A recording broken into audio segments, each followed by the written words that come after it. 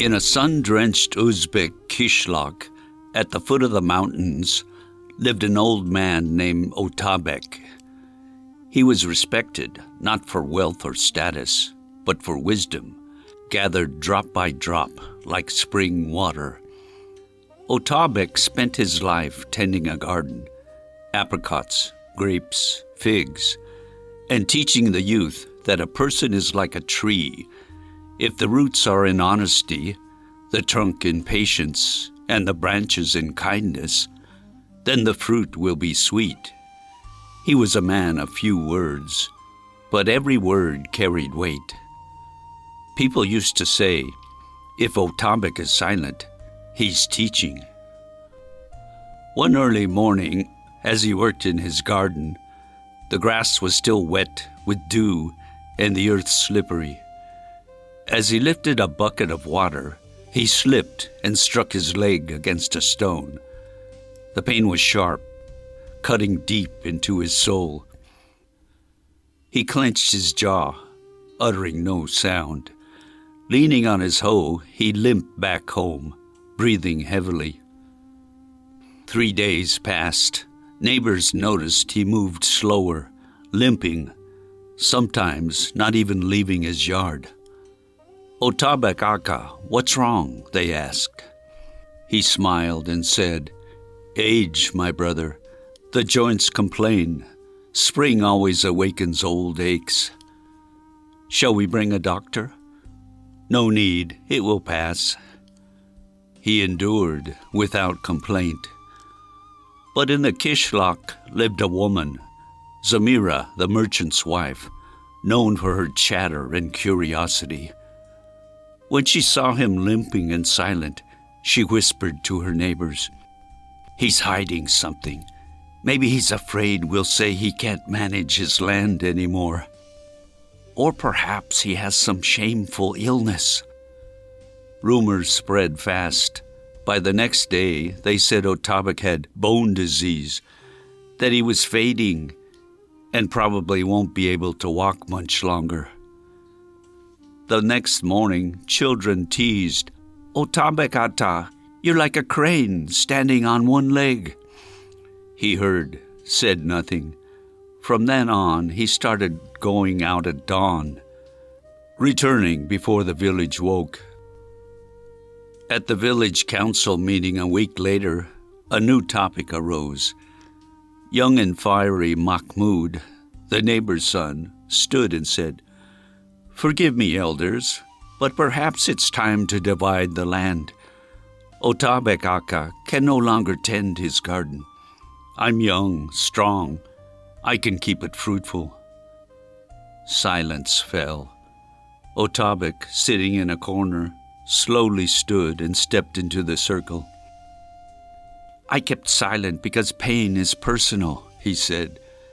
"I believed my leg was my own concern. But it seems silence here breeds suspicion, not respect." He scanned the room and continued, "Years ago, when I was young, I had a toothache. I held it in as long as I could, then finally told someone.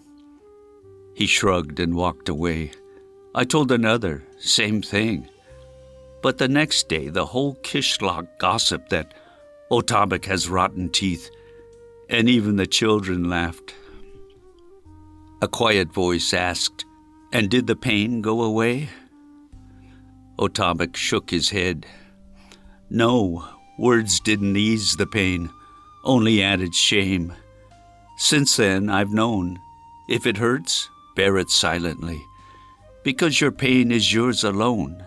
And once a word leaves your mouth, it's no longer yours. It returns, not always kindly." He turned to Mahmoud. "You say you want to help, but your first thought was to take. You didn't offer water, medicine, help in the garden. You offered to divide. Now I see, show a weakness, and you become a target." With that, he walked away. He never returned to the council. Days passed. Otabek vanished. Some said he went to live with relatives, others to a mosque or the city. But 3 days later, they found him sitting by his wife's grave in the old village cemetery. He was leaning against the headstone, whispering, "Fariza, you always said, when it hurts, be silent. Because when you speak, people hear not your pain, but your weakness, and they use it. You were right. I forgot again." Otabek returned home, still tended his garden, but only at night. He stopped speaking, but quiet visitors began to appear. Some sat nearby, some left bread, some brought warm tea. The villagers felt ashamed. In Otabek, they saw strength. One day, the boy, the son of that same Zamira, came to his gate. He sat silently for a long while, then softly said, "My mom cries every night.